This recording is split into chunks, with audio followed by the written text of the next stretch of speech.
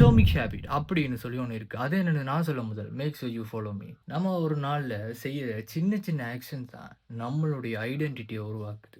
1% improvement every day is equals to massive success tomorrow. For example, book read பண்ணணும் அப்படின்ற ஒரு ஹேபிட்ட நீங்க கொண்டு வரணும்னு நினைச்சீங்கன்னா, start from the story books. இங்க கன்சிஸ்டன்சி தான் சீக்ரெட்.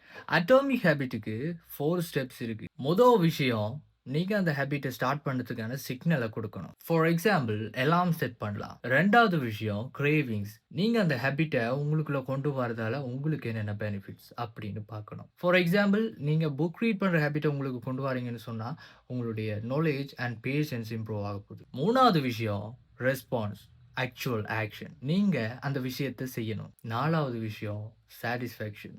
அடடே! நாமளுமே புக் வாசிக்க ஆரம்பிச்சுட்டோமே! பரவாயில்லையே! அப்படின்ற ஒரு எண்ணம். இந்த லூப் ரிப்பீட் ஆச்சுன்னா, உங்களுக்கு அந்த ஹேபிட் ஆட்டோமேட்டிக்கா வந்துரும். அப்புறம் 4 laws for behaviour change. Make it obvious. நீங்க புக் படிக்கணுன்ற ஹேபிட்ட கொண்டு வரணும்னு நெனச்சீங்கன்னா, உங்க புக்க ஏதாவது ஒரு இடத்துல கண்ல படுற மாரி வைக்கணும்.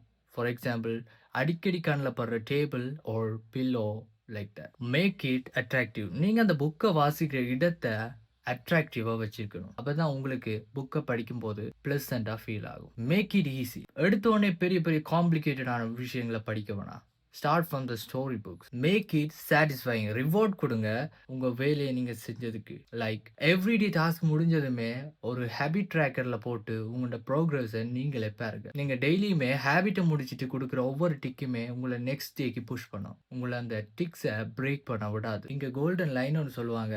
"You don't rise to the level of your goals.